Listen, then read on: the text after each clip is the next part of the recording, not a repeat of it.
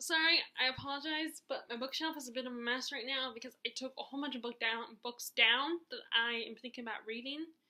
But knowing my habits, I will probably not get to any of. I probably only get to like a small, like a quarter of these books, because well, I'm one of those people who is dominated by what's on the television screen as far as entertainment goes. But in my defense, I do read, you know.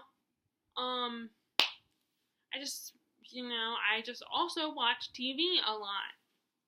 So my bookshelf is a bit of a mess right now. So I figure, so it is Top 5 Wednesday time again.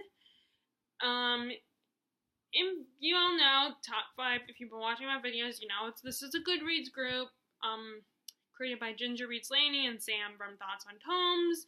We're given topics to do each week of the month.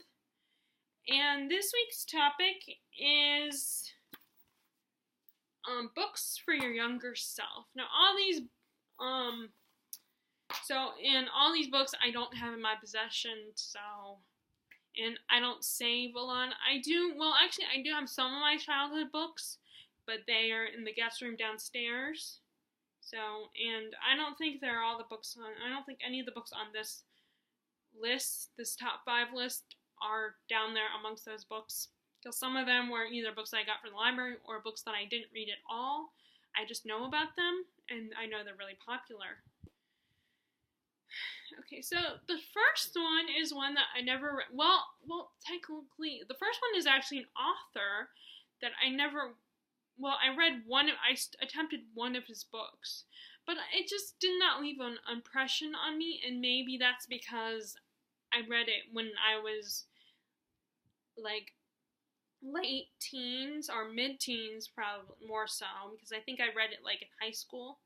So I was, probably like 15 or 16 when I read it. Now this is an author that people will probably say, because a lot of booktubers that are late teens, early 20s will read this author's works. And so a lot of people will say, oh, it doesn't matter how old you are. But I think at some point, when you become an adult, you kind of lose interest in those kind of books. Like, not everybody does, of course. And I will still read young adult, even though I'm 29 years old, going on 30 next year. But I do think when you're the age I am, then you kind of do start to move on. You kind of start to lose interest in books about teenagers, in books about, like, kids. But I will read some young adult books because I feel like you could get if it's paranormal or full-on fantasy, then I feel like you can still get into it, because a lot of times these teens will deal with problems that it would be easier if you were an adult, and it's almost admirable that this young kid is dealing with the situation. Like, I'm finally reading Holly Black's The Cruel Prince. And these girls, when they were little kids, they saw their parents get murdered. And this is in the prologue, so if you are one of the people, if you're like me and have not read The Cruel Prince, this is actually in the prologue. So it's not much of a spoiler. And I think it's also in the back description, too. And they are taken to live in the fairy kingdom, which is pretty brutal. I mean, Holly Black is a lot closer to the original Fae mythology, like the Celtic mythology of fairies, where they're tricksters, and the Unseelie are like evil and not like Tinkerbell type fairies, or not even Sarah J. Maas's fairies, which her fairies are a little nicer, I feel like, compared to these fairies. I mean, not all of them, but like compared to the real original version of fairies, I feel like they're a little bit nicer. And they are dealing with these things that, it's kind of scary, and it's impressive that an adult is dealing with this. That not an adult, that a teenage girl is dealing with this kind of situation and is coping with it. Now, in my opinion, so far when I'm read, is the fairies like Prince Carden are just plain bullies. And I'm definitely kind of curious, because I have been spoiled. It took me forever to get into that book, and it's like, so I was kind of spoiled, so I have some idea of what's going to happen. It's kind of hard to, those people are hardcore avoiding spoilers. It's kind of hard to avoid spoilers when you're on social networks, and eventually you're gonna get spoiled at least a little bit. But anyway, so yeah, let me get into. So I mentioned all that because I am talking about Rick Riordan's books as my first one on this list. I feel like you could really. I wish I got into them when I was younger. I think it's too late because yes, I know. As I said in the beginning of this little spiel, that people will probably say, as a young adult, I feel like you could still get into those books, but the writing style would sometimes. I mean, I made exceptions because I loved Nevermore by Jessica Townsend, which I thought that was great, and I'm definitely going to continue with that series. But I think it's a little too late for like Rick Riordan's books, and I think the writing would just get on my nerves. And the second one I have on this list is the same way. The writing kind of the simplicity of the story and the writing style kind of annoyed me a little bit. I wanted more complex emotion and I wanted more complex characters. Not that the characters in these books aren't complex, but like I feel like these books are kind of dumbed down because they were originally meant for kids. I mean, I don't know about the Rick Riordan books, but I'm talking about the next book I have on this list. So, I will get to that. I'll continue with that in a minute. But I feel like it will be too hard for me to get into it at this point. I mean, I thought about it because it is in the library. But I wish I had gotten into it as a kid, because I think I would have appreciated the books a lot more. And I think my younger self would really enjoy them, because they're fantasy, adventure stories, and you get to learn about mythology. It's a simple way to explain mythology. Although I have been, I've heard though, one of the booktubers I really love watching that's a big fantasy fan, she didn't like one of his series. She didn't like because the real demigod or god was kind of an asshole. In most of these stories, I think these gods aren't that great. And I think at this point in my age, as, late 20s, going on to 30, I would rather read a book about more sums up the whole story of the gods, but for an adult. And yes, I know, and again, I'm sure a lot of people who are fans of Rick Riordan would tell me, oh, and this does sum it up, and adults can appreciate this. But I'm talking not someone that is kid-friendly. I don't want a story that's kid-friendly and sugarcoats it. Like, that's why I really love the show Lost Girl, which kind of touched on the gods and stuff, especially in the last season. And I'm gonna read at some point I want to read Neil Gaiman's American Gods, which, no, it's not about the real original mythology gods. And I know that Neil Gaiman also has this Norse mythology book that kind of tells you about the Norse gods, but in a narrative format. So I want to read that one at some point. But like I said, I just feel like it's too late for me to attempt to get into it, and I think it would just annoy me. And I do not respond to being pressured. People like, oh, you should read this, it's so great, and adults could really, well, as an adult, you could still love this book. I don't like that. I don't respond to that. And I guess that's kind of how I'm like, it's kind of similar to people not liking hyped books. It's the same, I guess that's the equivalent to that. That I don't like it when so just for the record, if any of my subscribers are fans of Rick Riordan, don't recommend him to me. I mean, I know you mean well and everything, and if you love them, you're gonna want to recommend them. But at this point, I probably will never read. Not that it will matter, because you'll never know. I mean, yes, I just kind of told you that I probably won't, but you won't know for sure if I did take your recommendation or not. So I guess it doesn't matter in the long run. Okay, so let me go ahead and get to the second one on this list, on this top 5 list, and that is A Series of Unfortunate Events, which that one I did try to read, the first 4 books. Because it's funny, years ago in elementary school, I remember that might have been also when I tried to read The Red Pyramid by Rick Riordan. That might have been, although I might have been like middle school age. But I want to say late elementary school, I did attempt to read the Series of Unfortunate third book. I think it's the third book. It's when they go to the reptile room book. I remember reading that one. I don't know if I ever finished it, because when I was younger, I would get books from the library, but I would never finish them. I find that's kind of funny, but that's how I was. I would get books from the library all excited, but then it was like I wouldn't finish them. I would start them and never finish them. Especially like if it's some of those young adult Goosebumps, young adult R.L. Stine books.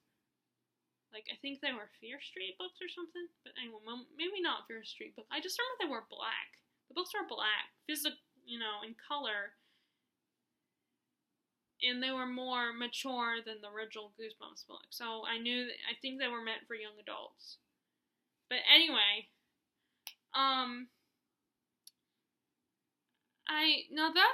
that's like I said, that's the book I was talking about when I was referring to. I feel like the plots are very repetitive. They kind of follow the same pattern every book. Like, the kids get a new family member to live with. It's okay situation, but then they run into Olaf, and he just basically ruins everything. And they keep trying to warn the adults and be like, oh, this is Olaf in disguise, and the adults are dumb and don't believe him. And that gets on my nerves, how dumb the adult characters are. But it's a book written for kids. And this book is on this list because I feel like I would have really enjoyed it more as a kid than than when I attempted now as an adult. And it would give me confidence and feel like, oh, I can do anything, I'm smart, I'm really smart and stuff, because they really make the kids look a lot smarter than the adults in these books. I mean, I think maybe it changes throughout the series, because the books kind of age with the kids. It's kind of like Harry Potter, where, the kids eventually get older, and the books age with them, the stories. And there's 13 of them. And plus, that for a book like that, it's too many books in a series. I mean, like, I've read a couple middle grade books, like, especially, like, lately, so, which I know sounds hypocritical, but I have read some middle grade series that I did like, that I got from the library. And, I mean, they weren't the best books ever, but they were enjoyable. I know, and you hear them think, well, then you can read Rick Riordan's book and enjoy them, but, again, like I said, it's too late for Rick Riordan. I'm sorry, it just is.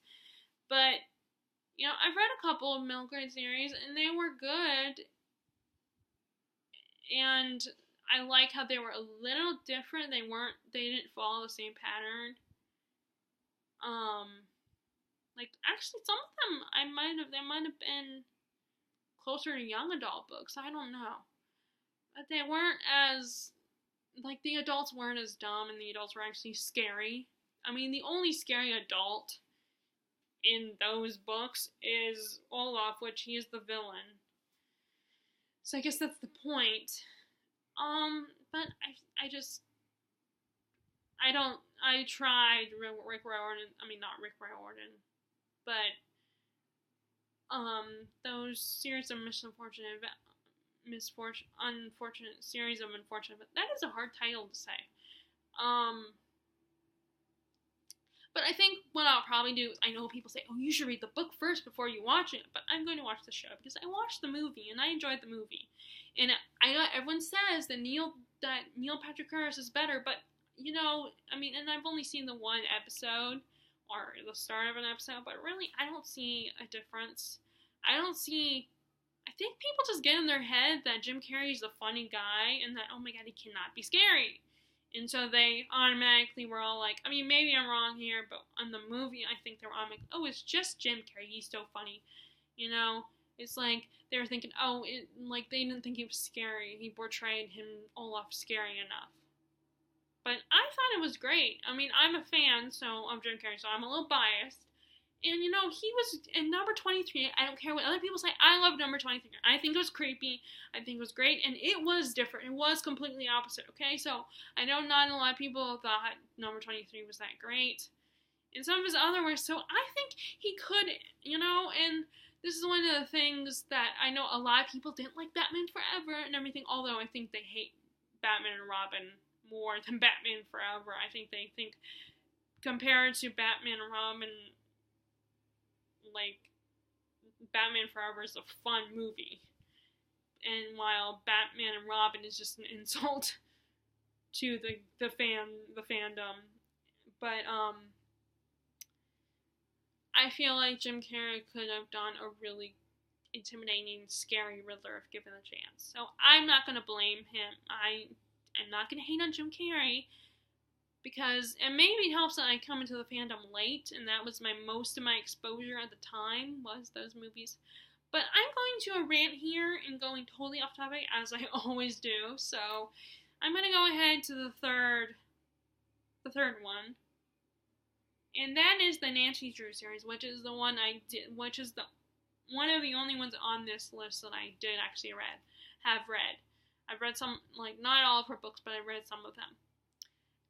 And again, I feel like this year, this is on this list because I wish I had read more of the books. Because I feel like they're very smart and clever, and even though they're very dated, and they, and they're not good for women, I feel like for girls, but I feel like they do require some critical thinking. I think any detective story can teach you about critical thinking.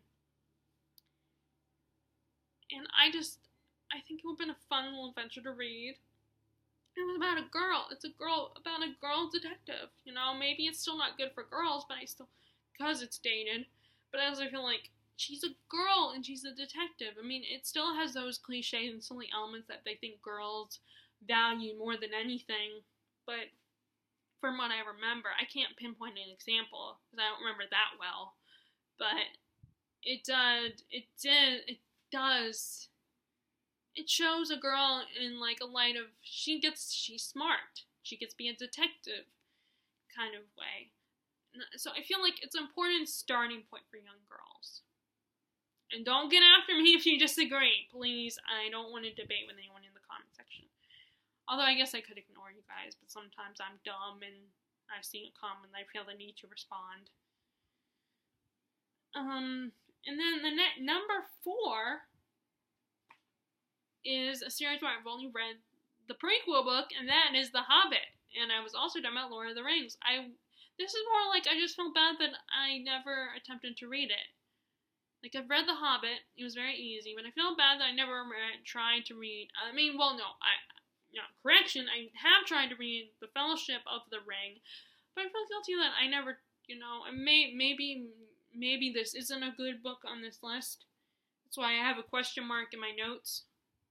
But The Hobbit, I think, is good for this list. It's about friendship, and it's an exciting adventure story. It's a good starting fantasy when you're starting to read thicker books. Because it originally, believe it or not, was a children's book, which my parents were surprised by that. I mean, my dad, we go, I mentioned this before, we go to trivia night at my work, at the grocery store I work at. And there was one question where they were talking about children's literature, and the answer was The Hobbit. And my dad was like, The Hobbit is not children's literature. I was like, actually, it is. Technically, it is. It was, children's. We didn't have books for children's literature like Corduroy or The Little Blue Truck. We didn't have books like that back then. So it originally was meant for children. I feel like I missed out with Lord of the Rings. I feel like I should have tried back then, but it might have been too late. So that probably is not a good example, because actually my younger self would not, even back then, my younger self.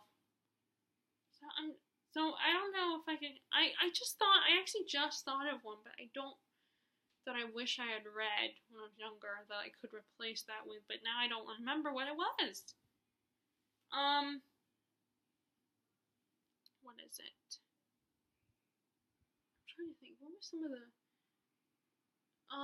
Some of the I wish I had read the King Arthur / Merlin story when I was a kid. That could replace that. I wish I had gotten into that, because I think that would, again, that like one of the first fantasies that was ever written. And I feel like that book would be like learning about that story. It's just I never got around to reading that. I even had an illustrated edition, not having necessarily illustrations. It did have drawings, but these were those hardback books that you could sometimes get at places like Michael's. Those hardback editions that were kind of a simplified version of the actual story.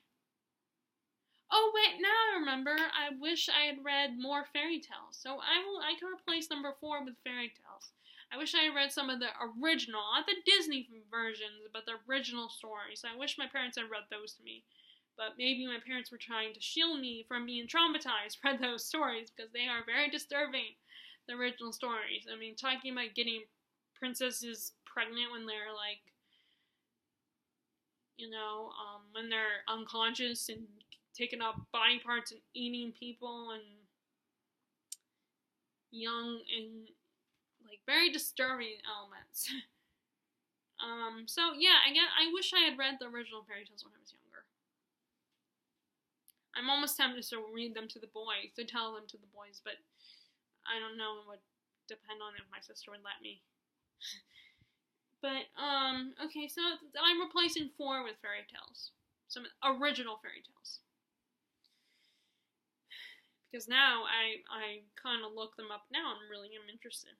Okay, so, the last one I said, number 5, was His Dark Materials. Now, I read that trilogy, and I liked the first book, but the next 2 books were, kind of boring. I just had a hard time, and maybe it was because I was trying to just get them read, because it'd been a long time since I read the first book, so I was like, okay, I need to finish the series.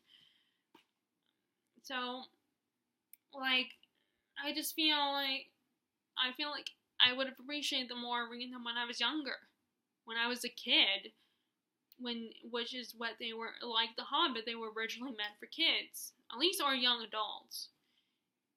And they explore a lot of really interesting themes, especially Christian themes. And I consider myself a Christian, and particularly a Methodist. I'm not, hardcore practicing Christian, but I do have Christian beliefs. I go to, I hate to say it, but I haven't been to church in a long, long time. But we would go to a Methodist church. I believe in God and stuff. I'm not going to get all religious on you guys, but that's His Dark Materials kind of goes into that territory. And I just wish I had been, read them back then. And I wish I had read them at the time, when I was going, because